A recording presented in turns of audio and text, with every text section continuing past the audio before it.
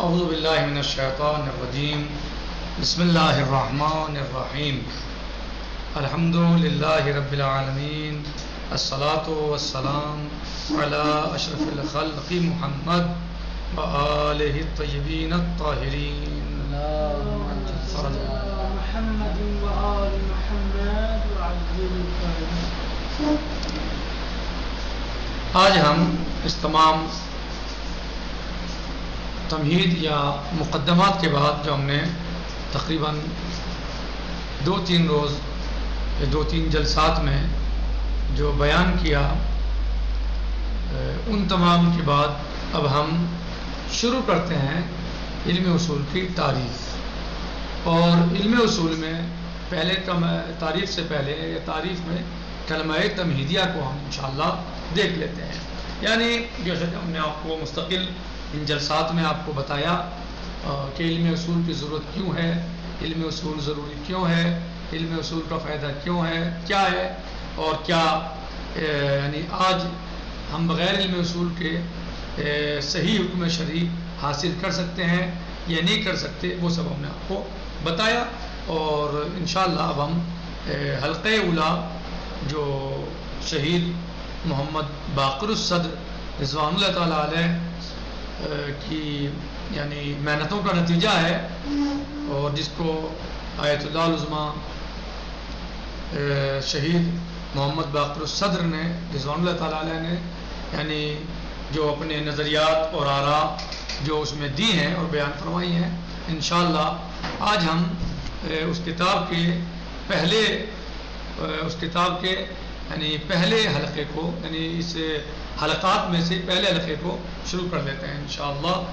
اور باقی ہم نے مقدمہ یا تمہید بھی کہیں، جو بھی کہیں آپ علم اصول کے بارے میں، وہ ہم نے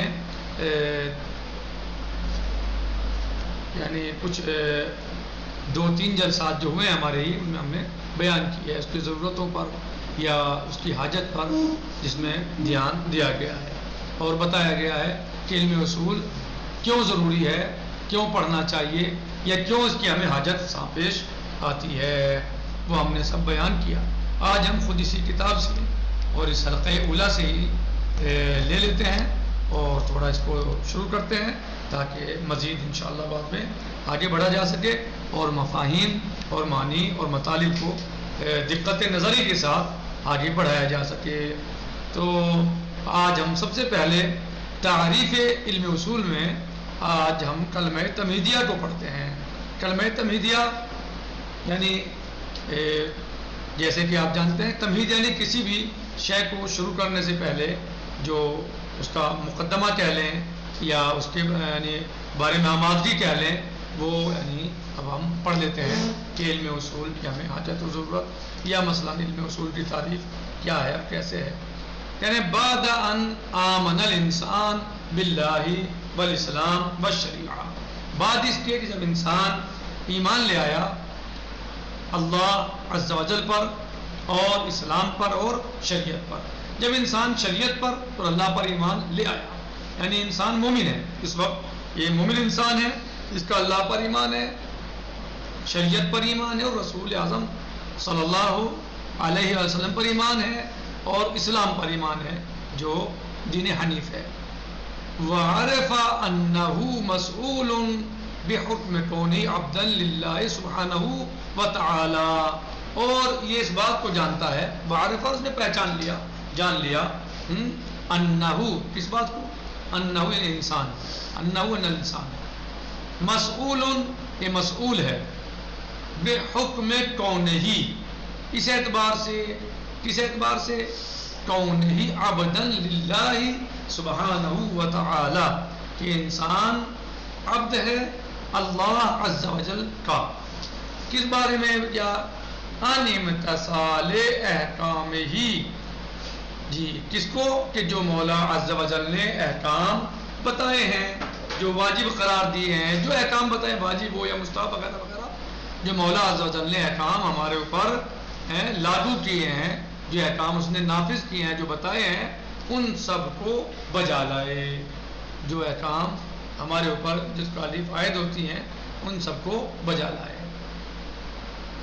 یصبح ملزما بالتوفیق بین سلوکہ فی مختلف مجالات حیات و شریعت الاسلامیہ، اور یہ ہو جائے گا ملزم یعنی وہ یعنی الزامی طور پر بجا لائے گا، بالتوفیق یعنی ان میں موافقت پیدا کرے گا، کس چیز میں؟ بین سلوکہ ہی، اپنے سلوک زندگی میں، یعنی جو سلوک چال چلن رفتار و گفتار جو اس کی زندگی کی مختلف مواقع پر ہے، مختلف مجالات یعنی مختلف مواقع، جو مختلف مواقع میں اس کی زندگی میں جو چیزیں پیش آ رہی ہیں ان کو بس شریعت الاسلامیہ اور شریعت اسلامیہ کے درمیان، یعنی یہ اپنی زندگی کو ڈھال لے گا اسلامی اعتبار سے، اسلامی قوانین اور اسلامی احکام کے اعتبار سے وہ جمع کرے گا، ملزم یعنی الزامی طور پر، ملزمن بالتوفیق ملائے اپنے سلوک، اور سلوک کون سا؟ مختلف مجالات میں سلوک انسان کا عمل کرنا، مختلف مجالات میں، کون سی؟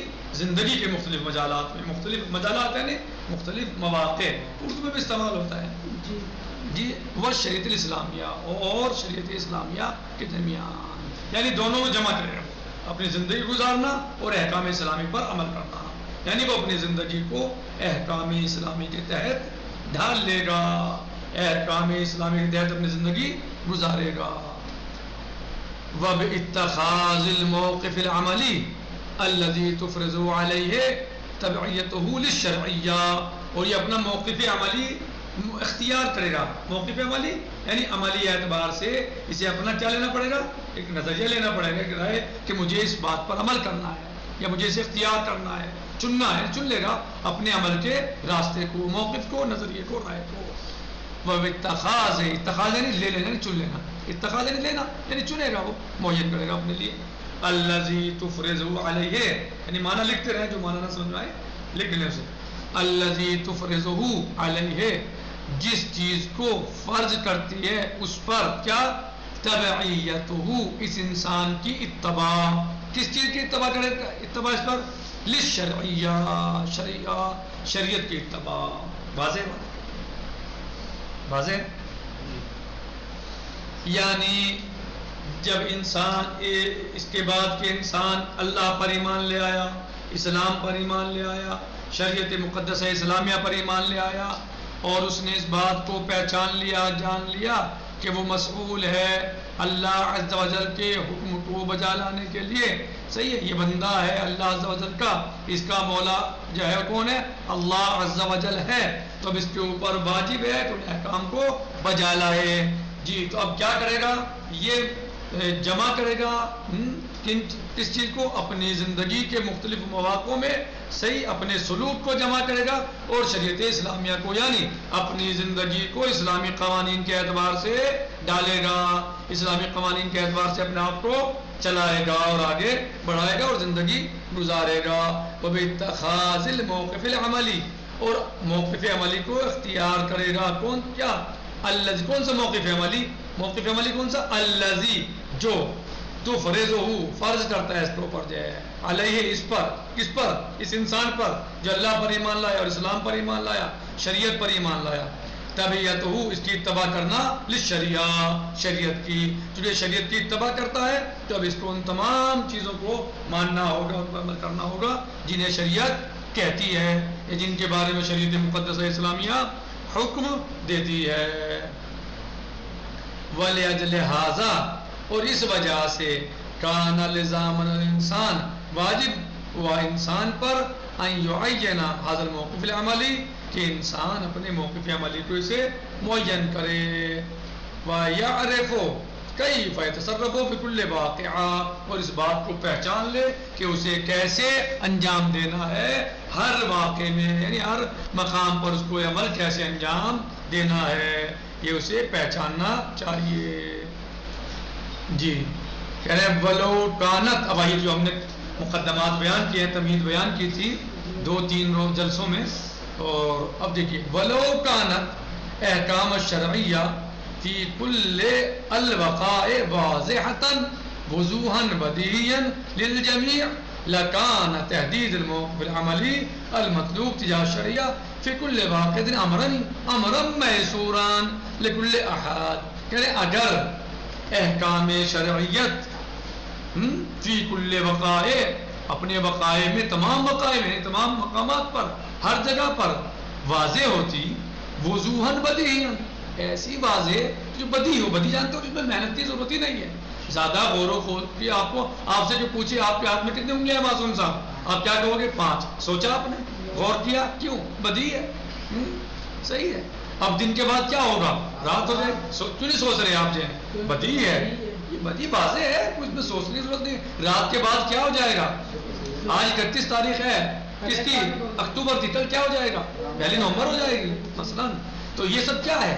یعنی آپ کو اس میں سوچنے کی ضرورت نہیں ہے، بدیہی ہے۔ تو اگر سارے احکام الہی، جس کے لیے ہم نے 3-4 جلسے کیے ہیں آپ کے ساتھ ہی، اگر سارے احکام الہی بدیہی ہوتے تو پھر تو کوئی بات ہی نہیں ہے، پھر تو دقت و پریشانی کی ضرورت ہی نہیں تھی، پھر تو احکام یعنی بدیہی ہوتے تمام کے تمام اور سب کے لیے ہوتے، للجمیع، سارے احکام اور سب کے لیے بدیہی ہوتے۔ لکان تحدید الموقف عملی، تو پھر کیا ہوتا؟ تو پھر موقف عملی کو محدد کرنا، معین کرنا، جو موقف عملی ہے مطلوب ہے، جس کی ضرورت ہے، یعنی جسے کرنا ہے میں معین، یا جسے انجام دینا ہے، تجاہ شریعہ، شریعت کی طرف، فی کل واقعۃ، ہر واقعے میں، ہر جگہ، ہر موقع پر، امرا میسورا، تو پھر تو ہمارے بہت زیادہ آسان کام ہو جاتا۔ اگر احکام شریعہ اس قدر آسان اور بدیہی ہوتے، یعنی احکام شریعہ اگر ان کو سمجھنا آسان اور بدیہی ہوتا سب کے لیے، تو پھر تو موقف عملی کو محدد کرنا جو ہے شریعت مقدسہ میں سب کے لیے آسان ہو جاتا۔ کیا ہوتا؟ فی کل واقعۃ امرا میسورا، امر میسور ہو جاتا۔ امر میسور یعنی آسان ہو جاتا، سہل کام، میسور سہل، آسان، بہت آسان کام ہو جاتا۔ کس کے لیے؟ لکل احد، ہر ایک کے لیے۔ بھائی جب سارے مسائل شریعہ، سارے احکام اسلامی امر یعنی امر سہل ہے، بدیہی ہے سب کے لیے، تو پھر کیا مشکل تھا؟ پھر تو سب کے لیے وہ آسان ہو جاتے، ہر ایک کے لیے، ہر کس و ناقص کے لیے، سب کے لیے آسان ہوتے۔ وَلَمَا تَحْتَاجَ إِلَىٰ بَحْثِ الْعِلْمِ وَدِرَاسَةٍ وَاسِعَةٍ، اور پھر ہمیں جو ہے وہ حاجت نہ ہوتی بحث علم کی اور بہت سارے یعنی علوم کی ہمیں ضرورت نہ پڑتی، جیسے ہم نے آپ کو پہلے بتایا کہ کیونکہ ہم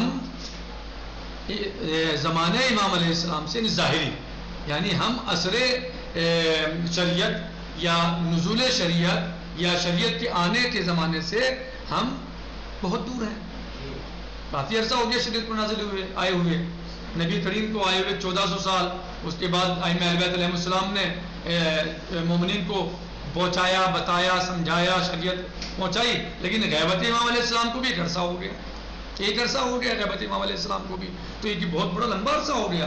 تو اگر ہم بھی امام علیہ السلام کے زمانے میں ہوتے تو ہم بھی سوال کرتے، یا ابن رسول اللہ وضو کیسے کریں، یا ابن رسول اللہ نماز کیسے پڑھیں، یا ابن رسول اللہ جمعہ واجب ہے، ظہر واجب ہے، یا ابن رسول اللہ عید، سوال ڈائریکٹ کرتے تو آسان تھا، امام علیہ السلام حکم واقعی ہمیں بتا دیتے اور ہم جو ہے وہ مطمئن ہو کے اپنا عمل کو انجام دیتے۔ لیکن آج ہمارے سامنے امام موجود، سامنے موجود نہیں ہے، امام علیہ السلام موجود ہیں لیکن سامنے موجود نہیں ہے، ہمارے نگاہوں کے سامنے میں نہیں ہے، ہم آپ علیہ السلام سے کوئی مسئلہ معلوم نہیں کر سکتے، آپ علیہ السلام ہمیں واقع بتا نہیں پا رہے ہیں جی، تو اب کیا کیا جائے؟ تو اب اس کے لیے ہمیں ضرورت کیا نہیں پڑے گی، جب اتنا زمانہ گزر گیا، اتنا عرصہ ہو گیا، اب ہم کیسے سمجھیں کہ یہ روایت امام صادق علیہ السلام سے ہے بھی یا نہیں ہے؟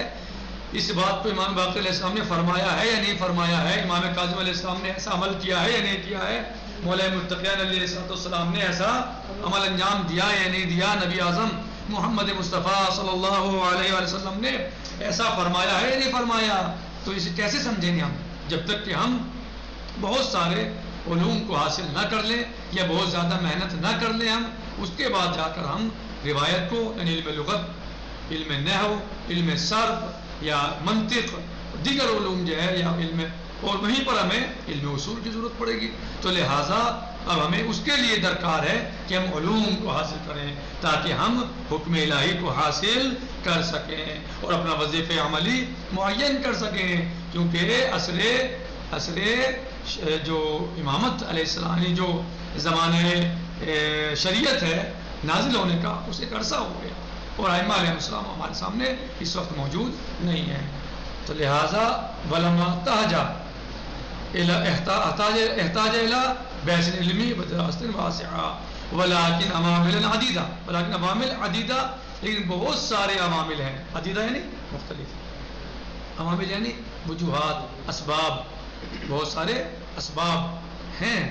منہا ان میں سے بعدنا الزمنی عن اصل التشریع، ان عوامل میں جہاں اور بہت سارے عوامل ہیں ان میں سے ایک عامل کیا ہے، جہاں اور بہت سارے اسباب ہیں، سبب ہیں، ان میں سے ایک سبب کیا ہے، بعدنا.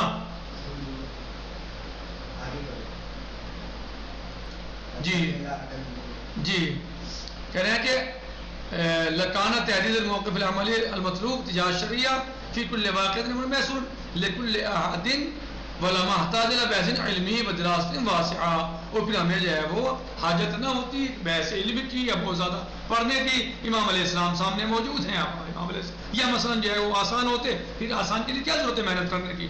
محنت تو مشکل کے لیے ہوتی ہے نا، آسان کے لیے محنت ہی نہیں ہوتی. اب کہہ رہے ہیں کہ اس یعنی ان احکام کا آسان نہ ہونے کے، احکام کے آسان نہ ہونے کے، بلکہ اس کے برعکس احکام حاصل کرنے میں بہت ساری مشکلات کے ہونے میں، جہاں یعنی جو احکام کا حاصل کرنا مشکل ہے اس کے بہت سارے اسباب ہیں. ان اسباب میں سے ایک یہ ہے بعدنا، ہمارا دور ہونا، بعدنا زمانی، ہمارا زمانہ دور ہے، ان اثر تشریع، زمانے تشریع سے بہت دور ہے ہمارا زمانہ جس میں ہم زندگی گزار رہے ہیں. یہ زمانہ اثر تشریع سے، تشریع سمجھ رہے ہیں جب شریعت مقدس اسلامیہ آ رہی تھی، نبی کریم صلی اللہ علیہ وسلم پہنچا رہے تھے، یا امام اہل بیت علیہ السلام اس کو نشر کر رہے تھے یا پھیلا رہے تھے، بتا رہے تھے. عدت اس چیز نے یعنی بعد زمانی نے، عدت الى عدم وضوح عدد کبیر من احکام الشریعہ، اس بعد زمانی نے پہنچا دیا، کیا کر دیا، ادا کر دیا، یہ پہنچا دیا کیا، الى عدم وضوح یعنی احکام ہمارے لیے واضح نہیں رہے. عدد کبیر، بہت سارے عدد کبیر یعنی ایک بہت بڑا عدد ہے احکام شریعت میں سے، من احکام شریعہ ایک بہت بڑا عدد احکام شریعت میں سے ایسا ہے جو ہمارے اوپر واضح اور روشن نہیں ہے. باجتناب بالغموض، اور وہ غموض اور یعنی کہنا چاہیے الجھنوں سے یا صاف نہ ہونے کی وجہ سے وہ کیا ہوئے ہیں، یعنی بہت زیادہ مقدار میں بھرے ہوئے ہیں. یعنی بہت سارے احکام ایسے ہیں کہ جو واضح اور صاف نہیں ہیں، بلکہ ان میں غموض پہلے، غموض کا مطلب ہے صاف نہ ہونا، کلیئر نہ ہونا، کسی بات کا واضح نہ ہونا. تو یہی وجہ ہے، یعنی جہاں اور بہت سارے اسباب ہیں ان میں سے ایک سبب یہ ہے کہ ہمارا زمانہ زمانۂ تشریع سے بہت زیادہ دور ہو گیا، جس کی وجہ سے یا جس نے ہمیں پہنچا دیا بہت دور، جس نے ہمیں کیا کر دیا، جس نے کر دیا کیا، احکام شریعہ اسلامیہ کو بہت زیادہ کیا غیر واضح، غیر روشن بنا دیا. یعنی جہاں اور وجوہات ہیں، ایک وجہ یہ بھی ہے احکام اسلامی کے صاف اور واضح کلیئر نہ ہونے کی، یعنی آج کہ چونکہ اثر ہمارا جو زمانہ ہے وہ زمانہ تشریع سے بہت بعد کا ہے. یعنی کیسے، کیونکہ اب روایات کو کیسے تلاش کریں، بہت عرصہ ہو گیا، کتنے لوگ بیچ میں آ گئے، کون جھوٹا ہے کون سچے کیسے. لہذا ان سب اس چیز کو تلاش کرنے کے لیے ہمیں علم رجال کی ضرورت ہے، تو کہیں علم حدیث کی ضرورت ہے، تو کہیں ہمیں معنی سمجھنے کے لیے علم لغت کی ضرورت ہے، تو کہیں نحوی مسئلہ حل کرنے کے لیے مثلا نحو کی ضرورت ہے، منطق کی ضرورت ہے. بہت سارے علوم کو ہم حاصل کرنے کے بعد آج ہم اپنے تکلیف شرعی کو یعنی حاصل کر سکتے ہیں یا معین یا محدد کر سکتے ہیں، وظیفہ عملی کو اپنے معین کر سکتے ہیں. اور اس کام کو وہی کرے گا جو عالم ہوگا یا باقاعدہ جس نے جہد کی ہوگی علمی میدان میں، علوم کو حاصل کیا ہوگا اور اس کے بعد قرآن اور روایات سے احکام شرعی کو حاصل کیا ہوگا. لہذا ہمیں علم اصول کی ضرورت یوں بھی سامنے آئی کیونکہ ہمارا زمانہ زمانے تشریع سے بہت دور ہے. والحمدللہ رب العالمین، والسلام علیکم ورحمۃ اللہ وبرکاتہ. فی امان اللہ، خدا حافظ.